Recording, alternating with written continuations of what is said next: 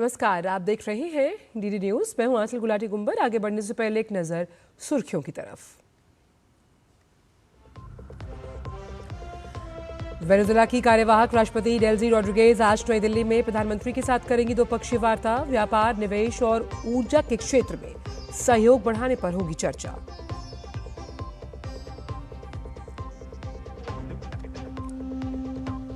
पश्चिम बंगाल में भांगड़ धमाका मामले में एनआईए की कार्रवाई। आरोपी टीएमसी नेता शौकत मुल्ला के घर पहुंची जांच की टीम। बेटे इमरान को लिया हिरासत में।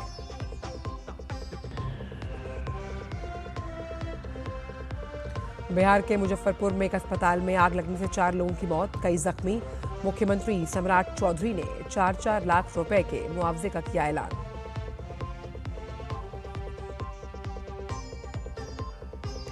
दिल्ली के मालवीय नगर अग्निकांड के बाद आसपास के होटलों से हटाए जा रहे बोर्ड। 21 लोगों की मौत के आरोपी लवकेश की आज कोर्ट में पेशी।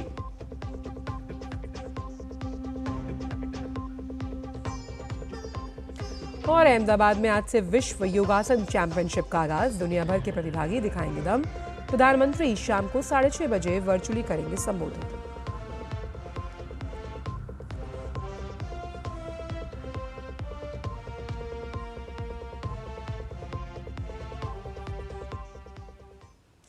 और आइए अब जानते हैं सभी खबरों को विस्तार के साथ। वेनेजुएला के कार्यवाहक राष्ट्रपति डेल्सी एलोइना रॉड्रिगेज गोमेज 5 दिवसीय भारत दौरे पर हैं। आज वो दिल्ली में प्रधानमंत्री के साथ द्विपक्षीय वार्ता करने वाली है। इस दौरान दोनों नेताओं के बीच व्यापार, निवेश, ऊर्जा, स्वास्थ्य और औषधि क्षेत्र में सहयोग बढ़ाने पर चर्चा होगी। विदेश मंत्रालय के अनुसार भारत की सार्वजनिक क्षेत्र की कंपनियों ने वेनेजुएला के ऊर्जा क्षेत्र में महत्वपूर्ण निवेश किया है। इस यात्रा से भारत और वेनेजुएला के बीच द्विपक्षीय संबंध और मजबूत होंगे।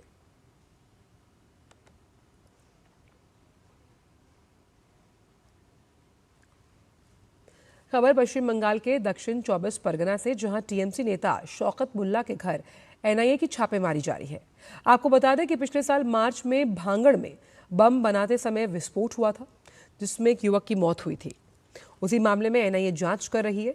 इसी के सिलसिले में एनआईए आज शौकत मुल्ला के घर पर पहुंची। इस दौरान वो घर पर नहीं मिले, लेकिन एनआईए ने उनके बेटे इमरान मुल्ला को हिरासत में लेकर कई स्थानों पर तलाशी अभियान चलाया। वहीं एनआईए के अधिकारी मामले से जुड़े कई पहलुओं की जांच कर रहे हैं। और इस पूरे मामले में ज्यादा जानकारी के साथ सौरभ दत्ता इस वक्त जुड़ेंगे कुछ देर में। तो आइए आपको बता दें कि मामला जो ये है बंगाल के दक्षिण 24 परगना का है, जहां टीएमसी नेता शौकत मुल्ला की मुश्किलें अब बढ़ने वाली हैं, क्योंकि वहां पर उनके घर पर एनआईए की छापेमारी जारी है। पिछले साल मार्च में बांगड़ में बम बनाते समय एक विस्फोट हुआ, जिसकी वजह से एक व्यक्ति की जान चली गई। हालांकि जब एनआईए वहां पहुंची और छापेमारी की तो वहां पर शौकत मुल्ला तो नहीं मिले, उनके बेटे को हिरासत में लिया गया है और कई स्थानों पर तलाशी अभियान चलाया जा रहा है और कई ऐसे साक्ष्य जुटाने की एनआईए कोशिश करेगी, ताकि किस तरह से जो जान गई है जिस व्यक्ति की, ये जो पूरा मामला है वो क्या कहता है। तो अगर राजनीतिक स्थिति की बात की जाए तो शौकत मुल्ला टीएमसी के कद्दावर नेता माने जाते हैं। दक्षिण 24 परगना जिले के बांगर विधानसभा क्षेत्र में पार्टी के प्रमुख पर्यवेक्षक, ऑब्जर्वर और राजनीतिक रणनीतिकार के रूप में सक्रिय भूमिका निभा चुके हैं। 2016-2021 के पश्चिम बंगाल विधानसभा चुनावों में भी उन्होंने कैनिंग पूर्व सीट से जीत दर्ज की। विवाद और चर्चाओं में हमेशा रहे हैं। अगर शौकत मुल्ला की बात की जाए तो उस लिहाज से ये बड़ी खबर, जिस तरह से एनआईए वहाँ छापेमारी कर रही है और साक्ष्य जुटाने की कोशिश की जा रही है। पिछले साल बांगर में बम बनाते समय विस्फोट हुआ, जहां एक व्यक्ति की जान चली गई। उस लिहाज से बड़ा मामला बनता है और उस वक्त एक्शन क्यों नहीं लिया गया और शुभेंदु सरकार किस तरह से लगातार मिशन मोड में काम कर रही है और टीएमसी नेता शौकत मुल्ला के घर पर जो ये रेड हुई है ये उसी बात की तस्दीक करती है।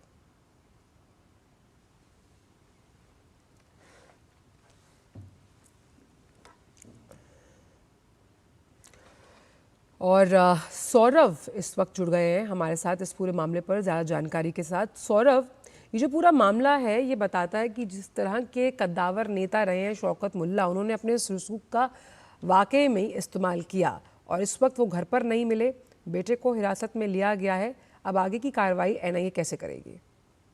अभी देखिए, शौकत मुल्ला के जो बेटे हैं इमरान मुल्ला, उनको लेकर वो पहले तो मोखाली के घर में गए थे। मोखाली के बाद जीवनतला, जीवनतला के बाद अभी एक रेस्तोरां है, उस रेस्तोरां में भी उनको बेटे को लेकर जगह जगह शौकत मुल्ला के जहां जहां रह सकते शौकत मुल्ला को ढूंढने के लिए उनको बेटे को साथ में लेकर नेशनल इन्वेस्टिगेशन एजेंसी का जो टीम है, एनआईए का जो टीम है, वो शौकत मुल्ला के तलाश में है। ये जो इंसिडेंट है ये मार्च के महीने में हुआ था। भांगर में एक बमबारी की घटना घटी थी और उसमें एक तृणमूल नेता का मौत हो गया था। तो उसी के केस के सिलसिले उसका एनआईए जांच कर रही थी और इसी जांच के सिलसिले में आज एनआईए पहुंचे। लेकिन शौकत मुल्ला कौन है?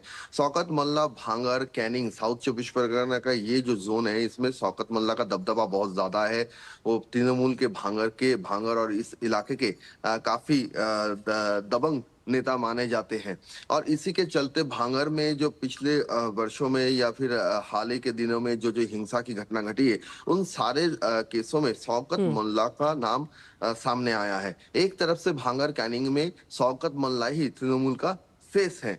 और एक बार एक एनेक्डोट देना चाहूंगा कि एक प्रशासनिक बैठक में ममता बनर्जी ने खुद मेंशन किया था कि तुम बम बम बात ना कम करो और ध्यान दो, अपने काम पर ध्यान दो। यानी शौकत मोल्ला कौन है और वो क्या काम करते हैं ये ममता बनर्जी को भी पता था। लेकिन अपनी पार्टी की दबदबा बनाने के लिए और जी। ताकि कोई विरोधी वहां पर पैदा ना हो, वहां पर कोई विरोधी सर ना उठा सके, इसीलिए वो शौकत मोल्ला को छूट दिए रखे थे। लेकिन अभी जब कानूनी व्यवस्था अपना काम कर रही है तो आप देख सकते हैं कल ही साउथ चौबीस परगना में बड़ी भारी मात्रा में वहां पे लाइव एमुनेशंस रिकवर किए गए थे। परसों लाइव एमुनेशंस रिकवर किया गया था और वो भी एक टीएमसी नेता के घर से रिकवर हुए थे। तो ये जो भांगर, कैनिंग, साउथ चौबीस परगना एक मानो के बारूद के ढेर पर बैठा हुआ है, वहां से साउथ चौबीस परगना को निकालना है। क्योंकि डायमंड हार्बर मॉडल असल में क्या है, ये सारे बातें वो सबको दर्शाता है। सौरभ, क्योंकि लगातार हम यहाँ पर बम बनाने की बात को लेकर इस पूरे मामले पर आपसे अपडेट ले रहे हैं, लेकिन टीएमसी के कद्दावर नेता होने की वजह से भांगर में उनका प्रभाव और प्रभावशाली नेता तो वो हैं ही, और अपने तीखे बयानों की वजह से विपक्ष को आड़े हाथों लेने के लिए भी जाने जाते हैं। लेकिन किस तरह से जब आप एक सम्मानित राजनीतिक पद पर हैं और बम बनाने के काम में शामिल हैं, ये दोनों बातें कहीं ना कहीं विरोधाभासी नहीं लगती हैं आपको? एकदम से विरोधाभास लगते हैं। लेकिन टीएमसी के जो नेता हैं, जो नेता बने रहे हैं, बार बार उनके खिलाफ ये आरोप उठा हुआ है कि जो भी हिंसा की घटना घटती है या फिर कानूनी व्यवस्था की लेकर सवाल खड़ा होता है, उनमें से जिनको पहले उनका नाम आता है वो टीएमसी नेता का नाम ही आते हैं। तो इसीलिए ये टीएमसी जो नेताओं के नाम आते थे और उसमें शौकत मोल्ला ऐसा शख्स है। अगर आप पूरी बंगाल का देख लें तो 1 2 3 4 करके अगर काउंट करें तो शौकत मोल्ला उनमें से उनका गिनती होगा कि टीएमसी के दबंग नेता, बाहुबली नेता कौन है। तो उनमें से अगर उत्तर चौबीस परगना में शेख शाहजहां का नाम आता है तो दक्षिण चौबीस परगना में ये कैनिंग, पूर्व कैनिंग, पश्चिम भांगर, ये जो इलाका है, इस इलाका में शौकत मोल्ला का नाम आता है। और उससे आगे आगे डायमंड हार्बर जोन में जाते हैं तो वहां पर जहांगीर खान का नाम आता था। तो ये सवाल तो उठता है कि मोगरा हाट में सलीम, फलता में जहांगीर खान, कैनिंग पूर्व, कैनिंग पश्चिम और भांगर में शौकत मोल्ला, ऐसे सारे लोगों को टीएमसी को जरूरत क्यों पड़ती थी?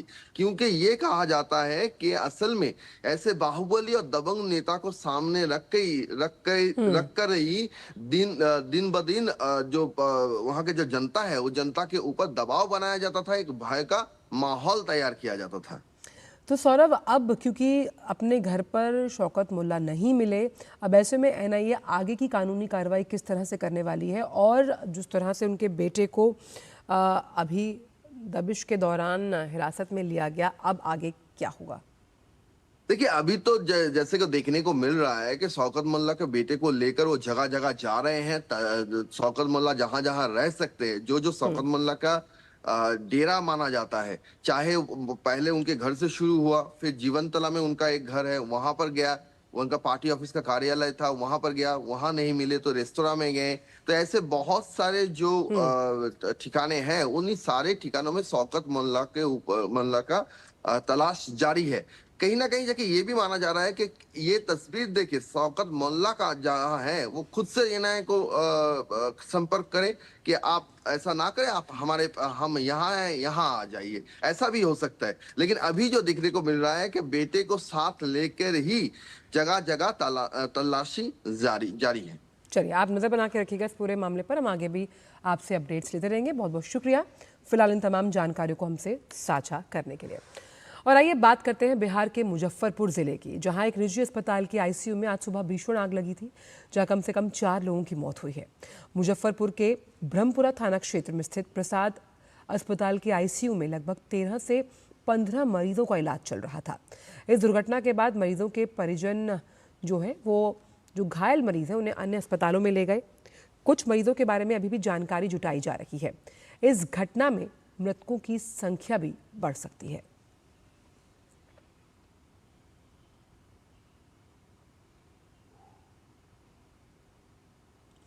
वहीं बिहार के मुख्यमंत्री सम्राट चौधरी ने आगजनी की घटना में मृत लोगों के लिए शोक जताया।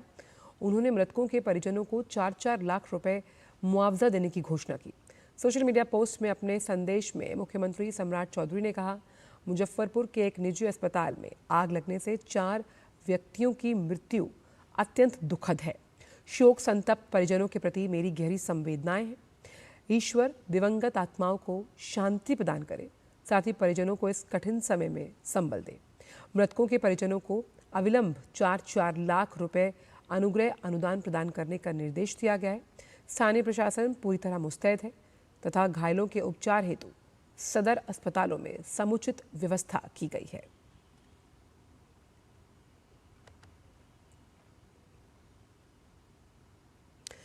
और अब बात दिल्ली की कर लेते हैं। दक्षिणी दिल्ली के मालवीय नगर स्थित होटल अग्निकांड मामले में दिल्ली पुलिस ने बड़ी कार्रवाई करते हुए होटल मालिक लवकेश बजाज को गिरफ्तार कर लिया। पुलिस आज लवकेश बजाज को कोर्ट में पेश करेगी। इस भीषण हादसे में अब तक 21 लोगों की मौत हो चुकी है, जिसमें 9 भारतीय और 12 विदेशी नागरिक शामिल हैं।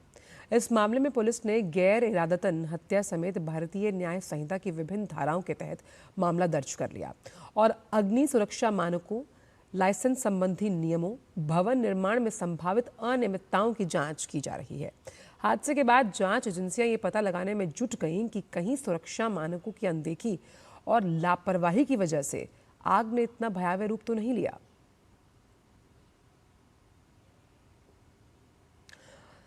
वहीं दिल्ली के मुख्यमंत्री रेखा गुप्ता ने दक्षिणी दिल्ली की जिलाधिकारी से विस्तृत रिपोर्ट तलब की है और मामले की मजिस्ट्रेट जांच के आदेश दिए।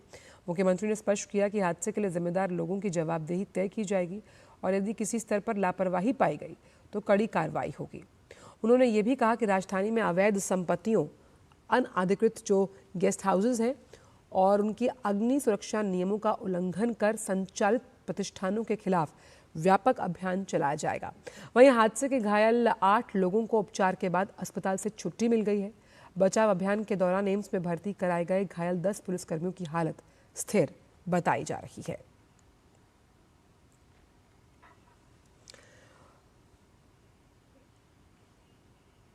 तो सीएम रेखा गुप्ता ने सख्त कार्रवाई के निर्देश दिए हैं। जो भी जिम्मेदारी है उसको सुनिश्चित कर अकाउंटेबिलिटी को भी स्थापित किया जाएगा। तो दिल्ली के मालवीय नगर इलाके की रेस्टोरेंट कम होटल बिल्डिंग में आग से 21 लोगों की मौत के बाद से प्रशासन एक्शन मोड में दिखाई दे रहा है। लगातार आसपास के इलाकों में जांच की जा रही है।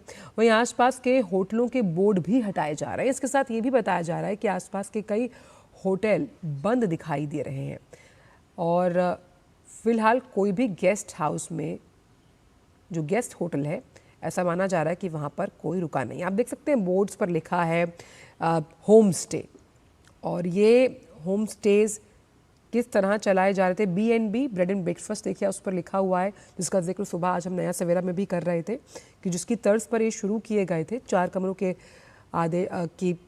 तर्ज पर इन्हें शुरू किया गया था, लेकिन किस तरह से ज़्यादा मुनाफा कमाने के चक्कर में जो इस तरह के स्टेज के मालिक हैं वो कहीं ना कहीं नियमों की धज्जियां उड़ाते हुए नजर आए। संवाददाता मोहित शुक्ला इस वक्त जुड़ गए। मोहित, पहला सवाल तो यही है कि किस तरह से जो रिपोर्ट तलब की गई है मुख्यमंत्री साहिबा द्वारा, अब एक्शन मोड में नजर आ रही है दिल्ली सरकार, और साथ ही जो बोर्ड हटाने की ये कवायद है इसे अब पुलिस किस तरह से अपने प्रशासनिक तौर पर कर रही है ताकि इस तरह की और कोई घटना आगे ना हो। देखिए आखिर इसमें 4 से 5 बड़े अपडेट हैं। सबसे पहला अपडेट ये है कि लवतेज बजाज की इसमें गिरफ्तारी हो चुकी है। आज इसको कोर्ट में पेश किया जाएगा। पुलिस इसकी रिमांड मांगेगी। इसके अलावा इस पे मजिस्ट्रेटल इंक्वायरी सेटअप कर दी गई है। साथ ही आपको बताऊं कि जो आसपास फौजरानी का इलाका है, साकेत का इलाका है, दक्षिण के तमाम दूसरे फौज इलाके हैं, उन सभी जगहों पर जहां पर इस तरीके से अवैध होटल चल रहे हैं, रेस्टोरेंट चल रहे हैं, जिनके पास लाइसेंस है नहीं है, एलओसी है, फायर की एलओसी है, सेफ्टी के सारे मेजर्स हैं या प्रोटोकॉल फॉलो नहीं करते, ऐसे तमाम होटल मालिकान के अंदर हड़कंप भी मचा हुआ है। इस बात हमें समझनी पड़ेगी क्योंकि लवकेश बजाज ने कुछ उस चीज को एक्सेप्ट किया है कि उनके पास फायर की एलओसी नहीं थी। दूसरा, इसके ये जो इसकी स्ट्रक्चर में, इसकी संरचना में जो चेंजेस किए गए थे, 6 कमरों की परमिशन 25 कमरे बन जाते हैं, उसकी जिम्मेदारी आखिरकार कौन लेगा? क्योंकि जो जिसका होटल है वही लेगा। लेकिन लवकेश बजाज ये कह रहा है कि उसने इसके लिए बाकायदा एक मैनेजर रखा हुआ था, वही सारी चीजें इसको देख रहा था, मैनेज कर रहा था। इस पूरे मामला में आप समझिए कि इसकी गंभीरता को देखते हुए फौरन एफआईआर हुई, गिरफ्तारी हुई, इसमें आप समझिए कि इंक्वायरी सेटअप हुई है, साथ ही पुलिस रिमांड भी मांगेगी। तो ये बहुत सारी चीजें हैं। साथ ही ये सवाल भी अपने पीछे छोड़ जाती है, चाहे वो दिल्ली का कोचिंग कांड आपने देखा किस तरीके से कोचिंग हादसा हुआ था, जब बेसमेंट में पानी भर गया था, उसके बाद आनंद फानंद में उस इलाके में जितने भी पीजी चल रहे थे वो फटाफट बंद होने लगे, उनके बोर्ड हटा दिए गए। ठीक उसी तरीके से यहाँ भी हाल वही है, सूरत हाल कमोवेश वही है। जो अवैध यहाँ पर होटल संचालक है, जो अपने घरों में पीजी चला रहे हैं, रिश्ते चला रहे हैं, उन्होंने अपने होटल हटाए, वो बोर्ड हटाने शुरू कर दिए। तो अब आप समझिए कि जब इतनी बड़ी कोई घटना हो जाती है, इसके बाद भी इसी तरीके की चीजें क्यों होती है, इन पर पहले भी सख्ती क्यों नहीं होती, या पुलिस अपनी तरफ से बहुत सी सख्ती करता भी है। तो आपने देखा होगा, एक छोटा सा एग्जाम्पल देता हूँ, जैसे कुछ इलाके में अवैध रेहड़ी पटरी लगाने की बात होती है, तो जैसे पुलिस प्रशासन की टीमें या फिर एमसीडी की टीमें आती है, लोग हट जाते हैं, जैसे वो जाते हैं वो फिर से आ जाते हैं। तो प्रशासन कई मरतबा कई पहलुओं पर अपनी तरफ से कार्रवाई करता है, लेकिन हमें भी ये समझना पड़ेगा कि आखिरकार जब हम 2,500 से 3,000 रुपए, 5,000 रुपए, 4,000 रुपए अलग अलग कैटेगरी के अलग अलग रूम का किराया दे रहे हैं, तो आखिरकार जो हमारे मेहमान हैं, खासतौर पर जो ऐसे विदेशी मेहमान हैं, उनके लिए तो और जिम्मेदारियां हमारी बढ़ जाती हैं। अतिथि देवो भव, और या दूसरे भी जो गेस्ट आते हैं दूसरे राज्यों से आते हैं, तो हमारी प्राथमिक जिम्मेदारी ये होती है कि सबसे पहले हमारे होटल में एक चीज में और आपसे समझना चाहूंगी मोहित, हालांकि मुझे ब्रेक पर जाने के लिए कहा जा रहा है, लेकिन एक सवाल बहुत बहुत ज़रूरी है, वो ये है कि जिस तरह के जितने कमरों की इजाज़त इस होटल मालिक को दी गई थी, सीधी सी बात है उसने उससे ज़्यादा कमरे वहाँ खड़े किए। ऐसे में जो संबंधित वार्ड का अधिकारी था, वो जो भवन यानी कि जो भवन विभाग है वो, और इंजीनियर्स जो थे, आखिरकार उन्होंने भी लापरवाही की जिसकी वजह से इतने लोगों की जान चली गई। तो इन पर भी कहीं ना कहीं अकाउंटेबिलिटी जो है वो स्थापित करनी जरूरी है, जैसे कि मुख्यमंत्री साहिबा कह रही हैं। बिल्कुल, आजकल आपने देखा होगा कि जब दिल्ली के किसी भी इलाके में आप छोटा सा भी अपना छज्जा बढ़ाते हैं या फिर अपना मकान का निर्माण करते हैं, तो सबसे पहले एमसीडी के अधिकारी पहुंच जाते हैं। उसके बाद कई मरतबा आपने देखा पीला पंजा चल भी जाता है, कई बार नहीं चलता है। लेकिन जब इस तरीके के होटलों का निर्माण होता है, 6 से संख्या 12, 12 से फिर 18, 18 से 22, 22 से 24, 24 से फिर 25, जब ऐसे ये संख्या बढ़ती चली जाती है, तो फिर आखिरकार जिम्मेदारी किसकी है? बहुत असंभव है। मौजूद यही है कि जिसने एनओसी दी वही जिम्मेदार है, जिसने ये परमिशन दी वही जिम्मेदार है। अब जिम्मेदार कौन है? जिम्मेदार उससे एनडीएमसी के लिए तो नहीं आएगा, क्योंकि इलाका तो एमसीडी का पड़ता है। तो सबसे बड़ी बात यह है कि साउथ एमसीडी के कौन कर्मचारी, कौन से वो अधिकारी, कौन से वो लोग जिम्मेदार है? ये इतना बड़ा अग्निकांड हुआ। आप समझिए कि दिल्ली में आपने एक से एक बड़े पुराने जो अग्निकांड है, उपहार सिनेमा का आपको अग्निकांड याद होगा, विवेक विहार भी अग्निकांड हुआ, उससे पहले आपने देखा कि पालम अग्निकांड हुआ। हादसे होते रहते हैं। हकीकत यही है कि लोग अपनी जान गंवाते हैं, फिर इंक्वायरियां सेटअप होती हैं, गिरफ्तारियां होती हैं, और लबोलुआब ये है, मजबूर ये है कि लगभग साल, 2 साल, 6 महीने के बाद फिर आपको मतलब बेल भी मिल जाती है। उसके बाद फिर इस पर एक सख्त एक्शन होना चाहिए, बड़ा एक्शन होना चाहिए, कड़ा एक्शन होना चाहिए। बिल्कुल। और ये जो एक्शन है इसके लिए हाईकोर्ट ने 2026 जनवरी में कहा था कि भाई एक्शन प्लान बनाइए ना इसके लिए, और इसके लिए अगर आप एक्शन प्लान बनाते तो कहीं ना कहीं वो कहते हैं ना, prevention is better than cure. खैर, अब डीएम से जब विस्तृत रिपोर्ट मुख्यमंत्री साहिबा ने मांगी है तो तमाम इन सवालों के जवाब हम उम्मीद करते हैं कि उस रिपोर्ट में निकल कर सामने आएंगे। बहुत बहुत शुक्रिया आपका मोहित, इन तमाम जानकारियों को हमसे साझा करने के लिए। जिस तरह से मोहित बता रहे थे, ये जो पूरा हौज रानी का इलाका है, इसको आप समझिए, अगर हम इसका एक टेरिटोरियल मैप भी समझने की कोशिश करेंगे, बहुत संकरा बना हुआ है। और क्योंकि उसके पास 2 बड़े अस्पताल हैं और जो अपने परिजनों को देखने आते हैं, अगर वो अस्पताल में नहीं रुक सकते क्योंकि अस्पताल में रुकने की भी एक लिमिटेड संख्या होती है, तो इस तरह की जो BNBs हैं वहाँ पर वो लोग रुकते हैं।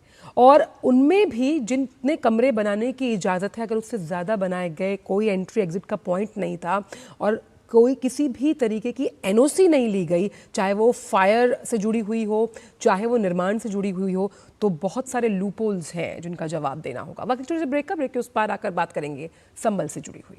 आप देखते रहिए न्यूज़ एट 10। अरे ऋषि, आज स्कूल नहीं गए? 3 महीने से फीस नहीं भर पाई तो निकाल दिया स्कूल ने। कहीं आपके बाद आपके बच्चों के सपने न टूट जाए। आज ही लीजिए पॉलिसी बाजार ऐप पर 1 करोड़ का टर्म इंश्योरेंस सिर्फ 410 रुपए महीने से शुरू। मेरी पसंद, मेरी पसंद, मेरी पसंद, मेरी पसंद, हमारी पसंद, हम सबकी पसंद। मजबूत देश का मजबूत सरिया हो गया स्टील। ब्रेक के बाद सभी का स्वागत न्यूज़ एट 10 में। बढ़ते हैं आगे। 48 साल का लंबा इंतजार और 3 पीढ़ियों का दर्द। जी हाँ, आज यूपी का संबल इलाका फिर से सुर्खियों में है। यहाँ 1978 में दंगे हुए थे। इससे पीड़ित एक परिवार को आज इंसाफ मिलने जा रहा है। रामशरण दास रस्तोगी तो रहे नहीं, लेकिन उनके परिवार को आज उस जख्म का मरहम मिलने जा रहा है जिसकी आस उन्होंने लगभग खो दी थी।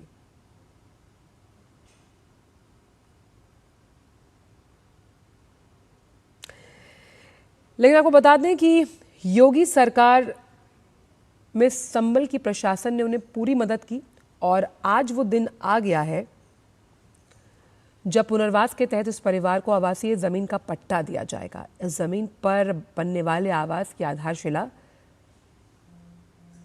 जिला अधिकारी स्वयं रखेंगे। दंगों में रामशरण दास रस्तोगी की हत्या के बाद से परिवार बेघर हो गया और असुरक्षा के साए में जीवन बिताने लगा। लेकिन फिर पिछले साल मृतक के पौत्र कपिल रस्तोगी अपनी बुजुर्ग मां के साथ मुख्यमंत्री योगी आदित्यनाथ से मिले। परिवार ने न्याय और पुनर्वास की गुहार लगाई, जिस पर फौरन अमल किया गया। अब आज रामशरण रस्तोगी के परिवार को जमीन का मालिकाना हक मिल जाएगा और जल्द ही उनका नया आशियाना होगा।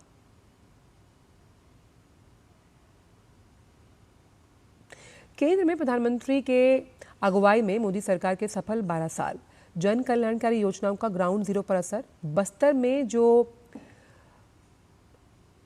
माओवाद है उसके खात्मे के लिए विकास के नए रोड मैप जो है वो खड़ा करता हुआ नजर आ रहा है। और इसी पर ये तमाम जो मुद्दे हैं, हमारे विशेष वरिष्ठ संवाददाता डॉक्टर सोमेश पटेल ने छत्तीसगढ़ के मुख्यमंत्री विष्णुदेव साय से खास बातचीत की है। आइए आपको सुनवाते हैं। प्रधानमंत्री नरेंद्र मोदी के नेतृत्व में केंद्र सरकार को 12 साल पूरे हो चुके हैं। इन 12 सालों में प्रधानमंत्री ने कई महत्वपूर्ण कार्य किए हैं। इस वक्त हमसे बातचीत करने के लिए छत्तीसगढ़ के मुख्यमंत्री विष्णुदेव साय सर हैं, उनसे बातचीत करेंगे। सर, 12 साल में कई महत्वपूर्ण कार्य हुए, क्या कहेंगे सर इस पर?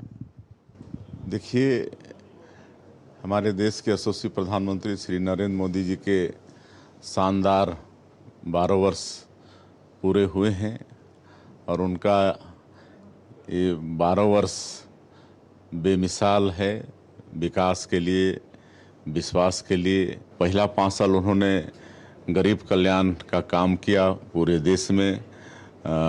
उनकी सोच, उनका संकल्प कि हर घर में शौचालय का निर्माण हो, हर घर में बैंक का खाता हो, हर व्यक्ति का पक्का का मकान हो, हर घर में बिजली हो।